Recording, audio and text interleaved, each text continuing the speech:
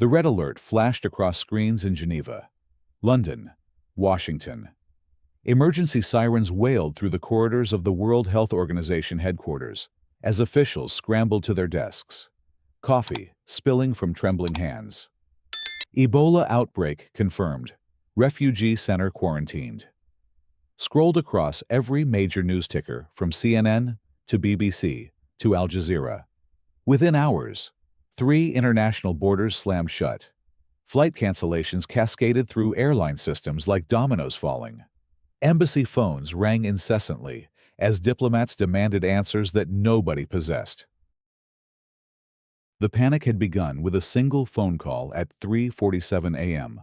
on a Tuesday morning that would forever change hundreds of lives. But to understand how one woman's lie could trigger an international crisis, we must first step into the world she sought to destroy. The Riverside Community Refugee Center hummed with quiet activity as morning light filtered through tall windows, casting geometric shadows across the polished linoleum floors. Dr. Amara Okafor adjusted her stethoscope and glanced at the patient roster clipped to her tablet. 32 new arrivals this week, mostly families from Somalia and Syria, each carrying stories of journeys that would break most people's spirits. Yet here they were, standing in neat lines, children clutching worn stuffed animals, parents holding hands that spoke of endurance beyond measure. Next, please. Amara called softly in accented English, her voice carrying the warm authority of someone who had spent 15 years in emergency medicine before dedicating her life to refugee health. At 38, she possessed the rare combination of clinical precision and genuine compassion that made frightened children smile and worried mothers relax their shoulders. The Riverside Center had been Amara's second home for 3 years now. She knew every corner of the converted warehouse, from the medical bay, with its carefully organized supply cabinets, to the children's play area, where laughter echoed in multiple languages. The center served as the first stop for refugees entering the country, providing medical screenings, temporary housing, and orientation services. It was a place of hope, of new beginnings, of careful healing. Dr. Okafor, the Johnson family is ready for their follow-up, called Marcus, the center's coordinator, from across the medical bay.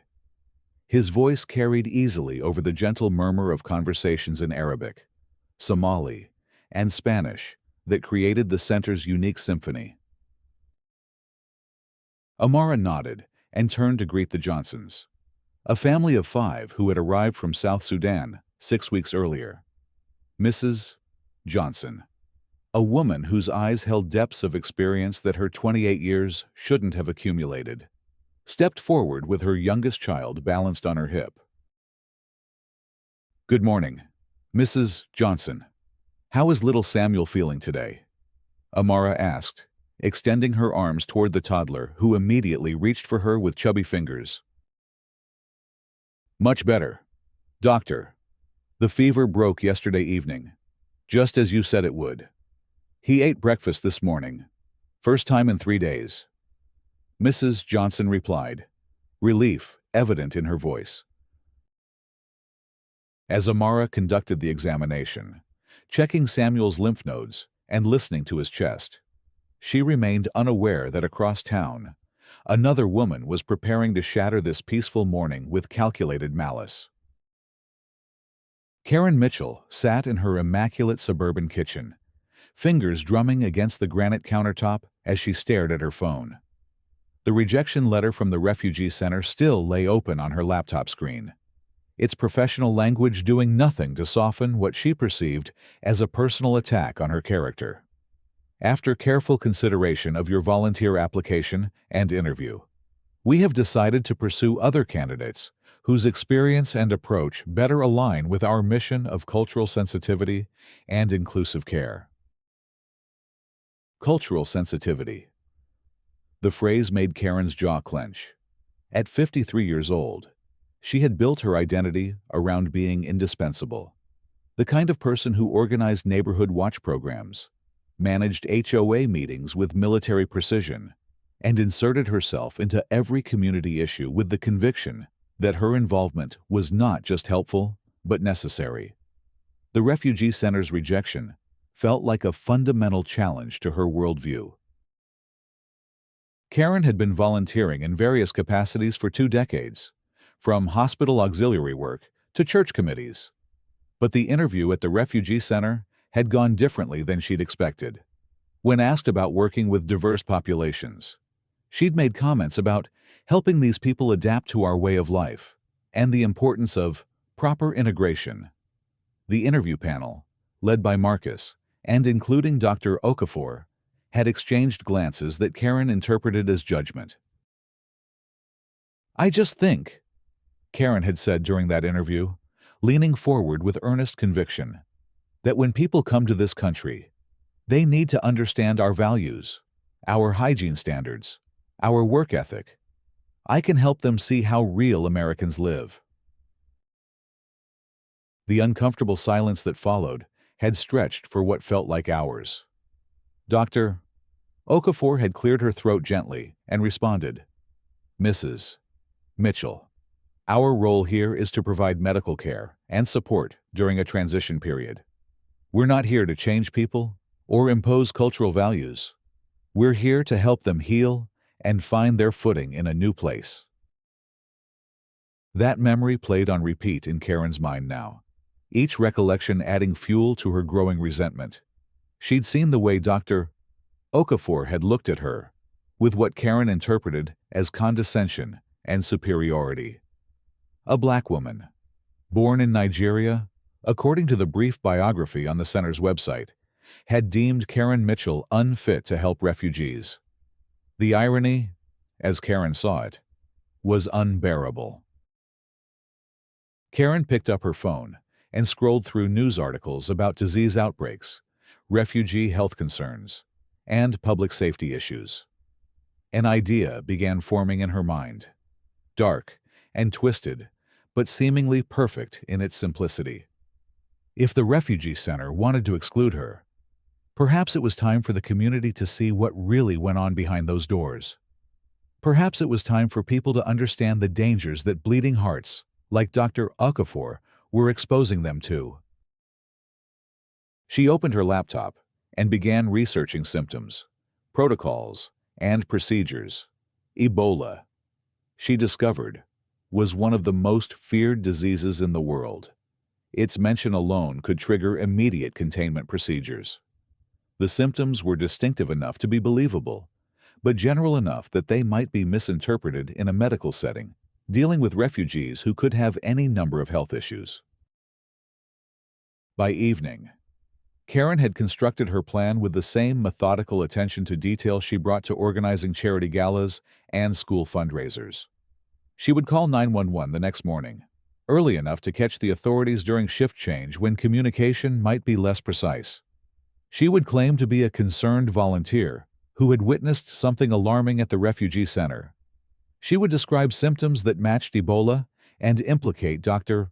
Okafor as someone who was either incompetent or deliberately covering up a potential outbreak. At 3:47 a.m., Karen dialed 911 from a prepaid phone she'd purchased the previous afternoon. Her voice shook with practiced urgency as the operator answered. 911, what's your emergency? Oh God, I don't know if I should be calling, but I think there's been a cover-up at the Riverside Refugee Center. I volunteer there and I've seen things, terrible things. People with bleeding, fever, vomiting. The nurse in charge, Dr. Okafor. She's been telling people it's just normal illness, but I think it might be Ebola. I think she's hiding it because she doesn't want the center to get shut down. Ma'am, can you please state your name and location? I can't give my name. I'm afraid of retaliation. But please, you have to send someone. There are children there. Families. If this spreads. I saw a man yesterday. He was bleeding from his gums. Had a high fever. His wife said he'd been sick for days. Dr. Okafor just gave him some pills and sent him to the dormitory with everyone else. The 911 operator, trained to take all potential biohazard reports seriously, immediately escalated the call. Within 15 minutes, the county health department's emergency line was ringing. Within 30 minutes, state health officials were being roused from sleep. By dawn, a chain reaction of protocols and procedures had been set in motion that would soon engulf not just the Riverside Center, but the entire region. Dr. Amara Okafor arrived at the center that morning to find the parking lot blocked by vehicles she didn't recognize. White vans with government plates, unmarked cars, and what appeared to be a mobile command unit had transformed the usually peaceful entrance into something resembling a military operation. Her stomach dropped as she parked 2 blocks away and walked toward the building, each step filled with growing dread. "Excuse me, ma'am, you can't enter this building," called a man in a hazmat suit as Amara approached the front door. His voice was muffled by the breathing apparatus, making him sound robotic and impersonal. "I'm Dr. Okafor. I work here. What's happening?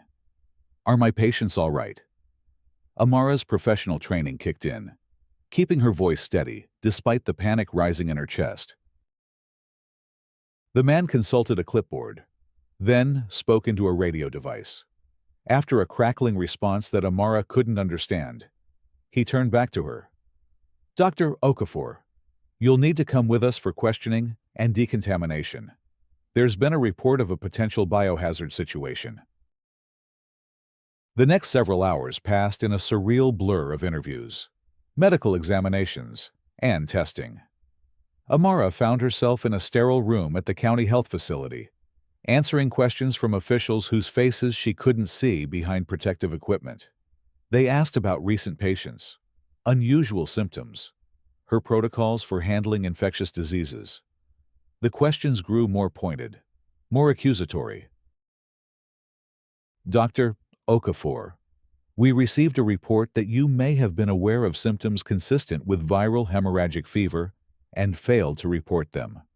Can you explain your recent treatment decisions?" "I have no idea what you're talking about," Amara replied, her professional composure beginning to crack. "I follow all protocols. Every case that requires reporting gets reported. I maintain detailed records of every patient interaction. What specific incident are you referring to?" But the officials couldn't or wouldn't provide specifics. They spoke of credible reports and witness accounts without giving her any concrete information to address. As the hours wore on, Amara began to understand that she wasn't just being questioned as a witness to a potential outbreak. She was being investigated as the cause of one. Meanwhile, at the Riverside Center, a full quarantine had been imposed. The 847 refugees currently housed in the facility were told they could not leave for any reason. Families were separated based on arbitrary assessments of exposure risk. Children cried for parents who had been taken to different sections of the building. The normally bustling cafeteria fell silent, except for the sound of weeping and worried whispers in a dozen languages. Marcus tried to maintain calm among the residents and staff, but the situation was spiraling beyond anyone's control. Health officials in full protective gear moved through the halls, taking samples, conducting interviews, and creating an atmosphere of terror that permeated every corner of the building. "Please, sir, when can we see Dr. Okafor?" asked Mrs. Johnson, clutching little Samuel tightly as he whimpered in her arms. "He needs his medicine, and she knows his case." "I don't have that information right now, Mrs. Johnson. I'm trying to get answers myself," Marcus replied, his usual confident demeanor replaced by visible stress and confusion. The quarantine expanded throughout the day.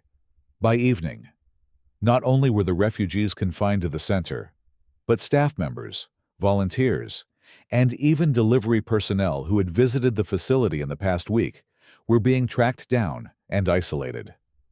The local hospital prepared emergency containment protocols. Schools in the surrounding district were closed as a precaution.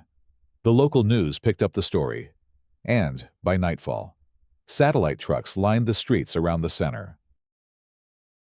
Karen watched the coverage from her living room, a mixture of satisfaction and apprehension churning in her stomach. The plan had worked even better than she'd anticipated. Every news report mentioned the failure of protocols and questioned the competence of the medical staff. Dr. Okafor's photo appeared on screen, alongside headlines about potential cover-ups and public health disasters.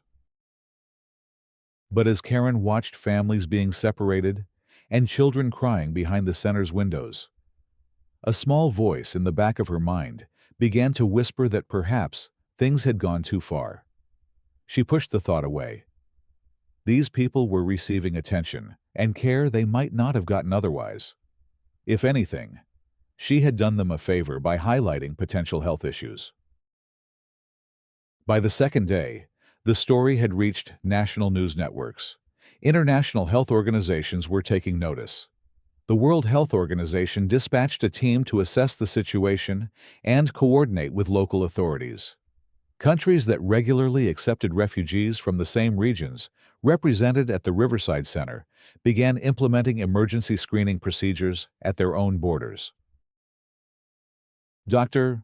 Sarah Chen, the WHO epidemiologist leading the assessment team, arrived at the center with a combination of urgency and skepticism that came from 20 years of investigating real outbreaks around the world. Something about the situation didn't fit the patterns she'd learned to recognize. True Ebola outbreaks had characteristics that seemed absent here, despite the alarming initial reports. "I want to see every piece of evidence that supports the initial biohazard report," Dr. Chen told the local health officials as she reviewed the files in the mobile command center. Lab results, symptom documentation, witness statements, everything. The evidence, such as it was, seemed frustratingly thin. The anonymous 911 call provided descriptions of symptoms, but no specific patients who could be identified. The few refugees who had been isolated based on the caller's descriptions showed signs of common ailments: a stomach virus, seasonal flu, normal reactions to vaccination boosters, nothing that resembled hemorrhagic fever. Dr. Chen requested a meeting with Dr. Okafor, who had been kept in isolation pending the completion of the investigation. The meeting took place in a sterile conference room, both women wearing protective equipment that made normal conversation nearly impossible. "Dr. Okafor, I've reviewed your patient records from the past month. Your documentation is extremely thorough, more detailed than what I typically see in refugee health settings. Can you walk me through your protocols for identifying infectious diseases?" Amara, exhausted from 2 days of isolation and interrogation, felt a spark of hope at the professional tone in Dr. Chen's voice. Here was someone who seemed interested in facts rather than accusations. Every patient receives a comprehensive screening within 24 hours of arrival. We test for tuberculosis, hepatitis, HIV, and other common concerns. Any fever above 101 degrees triggers additional protocols. I maintain a direct line to the state health department for consultations. In 3 years here, I've never had a case that required outbreak protocols. Have you had any recent cases involving bleeding, unusual fever patterns, or gastrointestinal symptoms that concerned you? Nothing unusual. We had a child with a stomach bug last week. Completely normal presentation and recovery. A few adults with seasonal respiratory symptoms. One elderly man with hypertension who experienced nosebleeds. But his blood pressure medications needed adjustment, which resolved the issue completely. Dr. Chen made notes, her expression thoughtful behind the protective gear. The cases Dr. Okafor described sounded routine, well within the normal range of health issues in any population, especially one that had experienced the stresses of displacement and travel. On the third day of the quarantine, Dr. Chen made a discovery that would crack the case wide open. While reviewing security footage from the center's parking lot and entrance areas, she noticed something peculiar. The anonymous caller had claimed to be a volunteer who had witnessed concerning symptoms firsthand. But the volunteer logs showed no one matching that description had been in the building during the time frames mentioned in the 911 call. More importantly, Dr. Chen's team had been conducting exhaustive testing of blood samples, not just from potentially affected patients, but from all biological evidence in the center. They found something that made Dr. Chen's blood run cold, but not for the reasons anyone expected. Hidden in a supply closet, behind boxes of medical supplies, Dr. Chen's team discovered vials of biological material that appeared to have been planted there. The vials contained blood samples that had been artificially contaminated with proteins designed to trigger false positive results on preliminary Ebola screening tests. Someone had deliberately placed evidence to support the outbreak claim. But the contamination was sloppy, clearly the work of someone with limited medical knowledge. The protein markers were wrong, the concentrations impossible for a natural infection, and most damning of all, the blood types didn't match any patients currently at the center. Someone had tried to manufacture evidence of an outbreak, but they had made critical errors that revealed the deception. This is not an outbreak, Dr. Chen announced to the assembled health officials and law enforcement personnel. This is a deliberate false alarm created by someone who wanted to cause exactly the panic and disruption we've experienced. Someone planted fake evidence and made false reports to trigger our emergency protocols. The realization sent shockwaves through the command structure. False biohazard reports were serious federal crimes, but false reports that triggered international responses and caused diplomatic incidents rose to the level of domestic terrorism. The FBI was contacted immediately. The investigation into the false report moved swiftly once authorities understood they were dealing with a deliberate crime rather than a public health emergency. The prepaid phone used for the 911 call was traced to a purchase at an electronics store in Karen's neighborhood. Security cameras at the store showed a clear image of Karen making the purchase. Phone records revealed that Karen had made dozens of internet searches about Ebola symptoms, refugee health issues, and emergency response protocols in the days before the false report. Her browser history read like a how-to guide for creating a fake outbreak scare. But the most damning evidence came from the planted vials. DNA analysis revealed that Karen's fingerprints were on the containers. Despite the facility's strict access controls, she had somehow gained entry to the center and planted the fake evidence. Probably during the chaos of the initial emergency response, when security protocols were focused on containment rather than access control. On the morning of the fourth day, as the quarantine was being lifted and families were finally being reunited, Karen Mitchell was arrested at her suburban home. News cameras captured her being led away in handcuffs, her carefully maintained composure finally cracking as she realized the magnitude of what she had set in motion.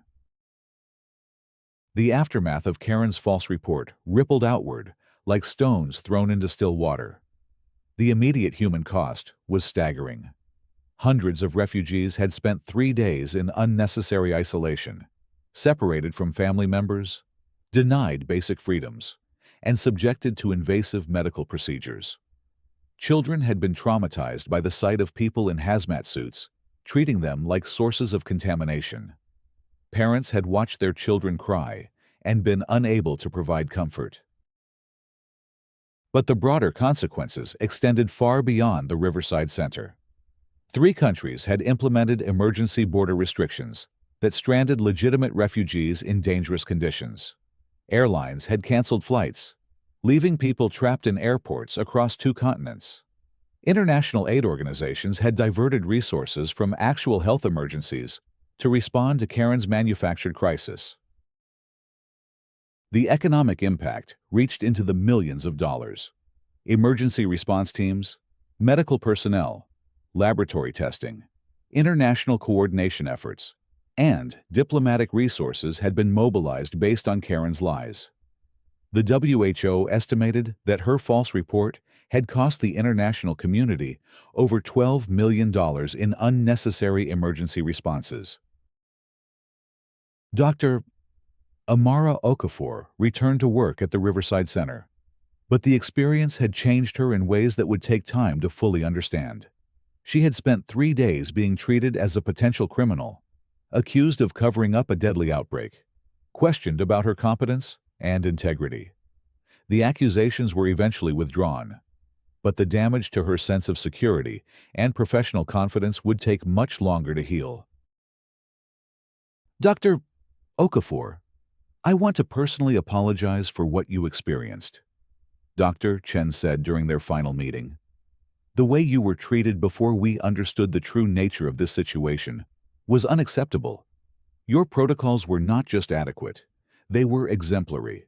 You did nothing wrong. I understand that everyone was trying to protect public health, Amara replied, though her voice carried undertones of hurt that she couldn't quite suppress. But I have to wonder, if I had been a white doctor, would the accusations have come so quickly? Would my competence have been questioned so readily? Dr. Chen had no answer for that question, though she suspected Amara was right to wonder. The investigation into Karen's motives had revealed a pattern of racist beliefs and resentments that had clearly influenced both her target selection and her methodology. Karen's trial became an international case study in hate crimes and domestic terrorism. Prosecutors charged her with filing false emergency reports, creating public panic, interfering with international commerce, and committing crimes against humanity. The latter charge was unprecedented in domestic court, but legal scholars argued that deliberately creating false health emergencies that affected multiple countries and displaced populations met the criteria for international crimes. During the trial, Karen's defense team tried to portray her as a concerned citizen who had made an error in judgment, but the evidence of premeditation was overwhelming. Her internet searches, the planted evidence, the careful timing of her call, and her selection of Dr. Okafor as a target all pointed to a calculated campaign of deception designed to cause maximum harm. The prosecution's case was bolstered by testimony from refugees who described the trauma of the unnecessary quarantine. Mrs. Johnson took the stand with little Samuel in her arms, describing how her son had cried for Dr. Okafor during the isolation period. Dr. Okafor saved my son's life when we first arrived, Mrs. Johnson testified. She stayed late to make sure he had the right medicine. She held him when he was scared. When they took her away and treated her like a criminal, it broke my heart. She is a good doctor, a good person. What this woman did to her was evil. International observers packed the courtroom as testimony revealed the broader implications of Karen's actions. A diplomat from Germany described how his country had quarantined a refugee camp based on the initial reports, creating hardship for thousands of people. A WHO official detailed the resources that had been diverted from genuine health emergencies in West Africa to respond to the false alarm. Karen's own testimony revealed the depth of her racist motivations and her complete lack of remorse for the consequences of her actions. Under cross-examination, she continued to insist that the refugee center posed legitimate health risks and that her concerns had been valid, even if her methods were questionable. These people come from countries with diseases we've eliminated here, Karen said from the witness stand, her voice carrying the same condescending certainty that had marked her volunteer interview. Someone needed to make sure proper oversight was happening.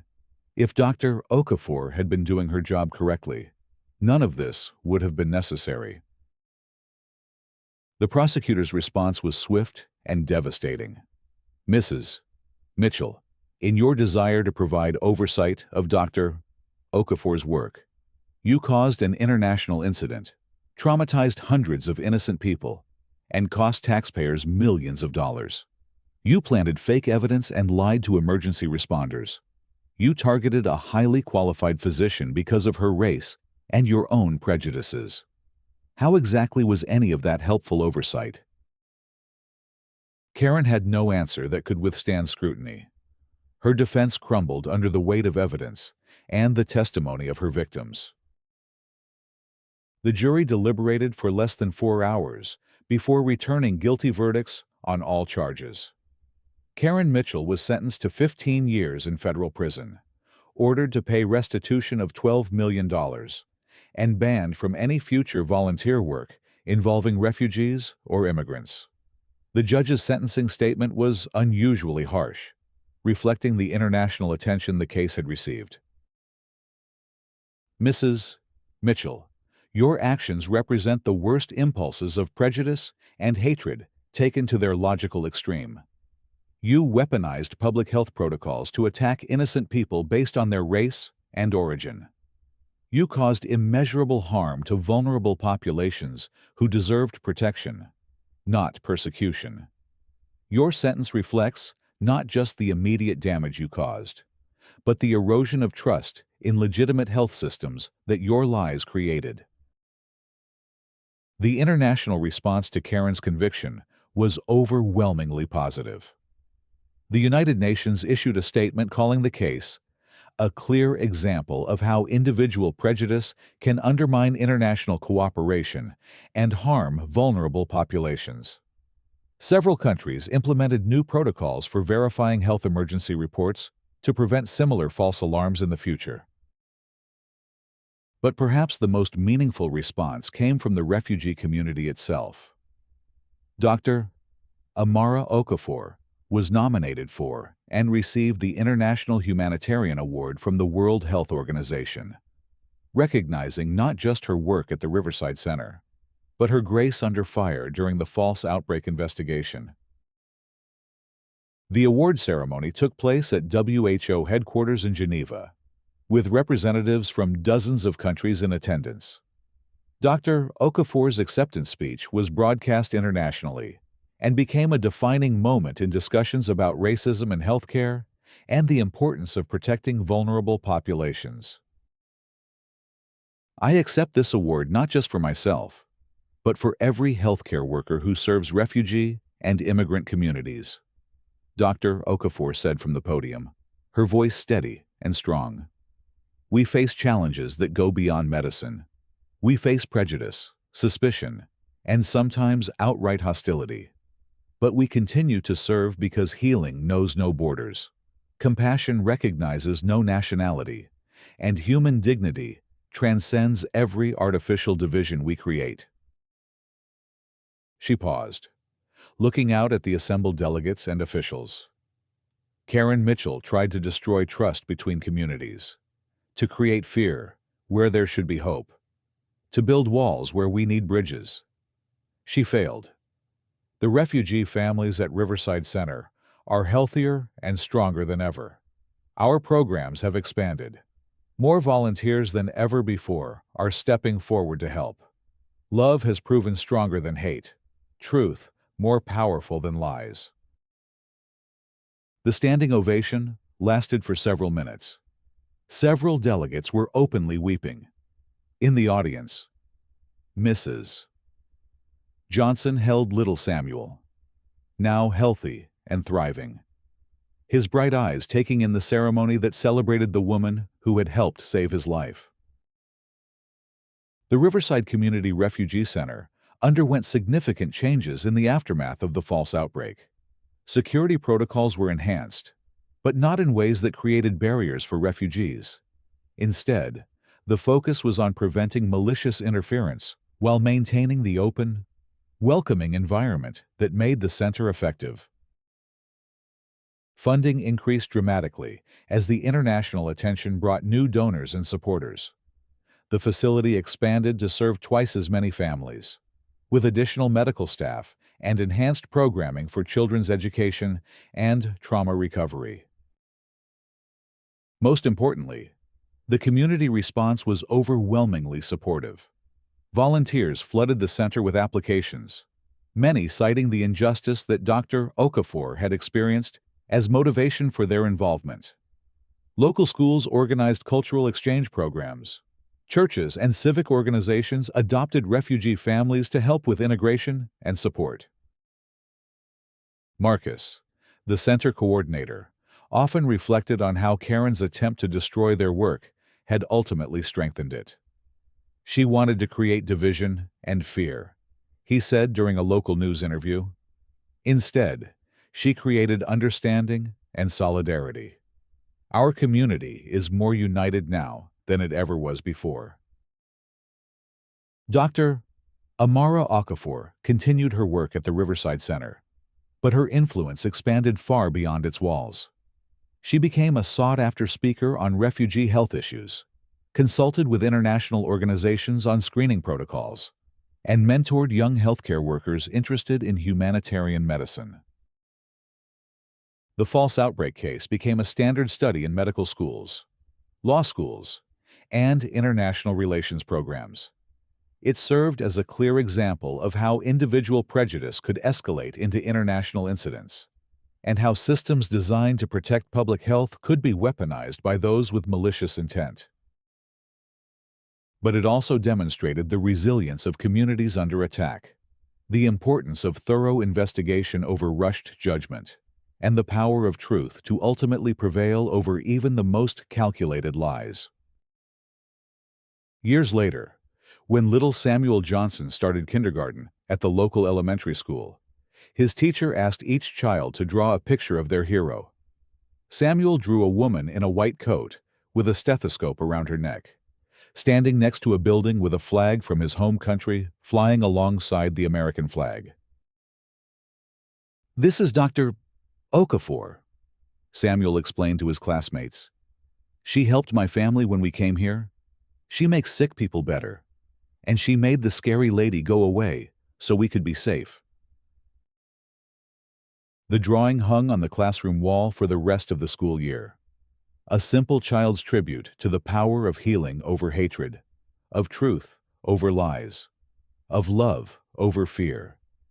It served as a daily reminder that even the darkest attempts to divide communities could ultimately bring them together in stronger, more beautiful ways than anyone had imagined possible. In her small prison cell, Karen Mitchell sometimes saw news reports about the Riverside Center's continued success and Dr. Okafor's growing international recognition. Each story was a reminder of how completely her plan had backfired, how her attempt to destroy had instead created something more positive and powerful than had existed before. She had wanted to prove that refugees were dangerous, that people like Dr. Okafor couldn't be trusted, that her exclusion from their work was justified. Instead, she had proven the opposite. The refugees had shown remarkable resilience and dignity under pressure. Dr. Okafor had demonstrated professionalism and grace that earned international recognition, and the community had responded to crisis with solidarity rather than division. The false outbreak that was supposed to validate Karen's prejudices had instead become a powerful demonstration of why those prejudices were not just wrong, but dangerous to everyone they touched. Her lies had been exposed, her crimes punished, and her victims had emerged stronger than ever. The Riverside Community Refugee Center continued its work, day after day, family after family, healing after healing. In the medical bay, where the crisis had begun, Dr. Amara Okafor still saw patients with the same careful attention and genuine compassion that had defined her work from the beginning. Children still laughed in the play areas. Families still found hope and help and new beginnings. And in that persistence, In that continuation of caring work, despite attempts to destroy it, lay perhaps the most powerful victory of all. Karen Mitchell had tried to end something beautiful and important. Instead, she had only made it stronger, more visible, and more supported than ever before. The truth had not just prevailed, it had flourished, creating ripples of positive change that would continue long after the last echoes of her lies had faded into history.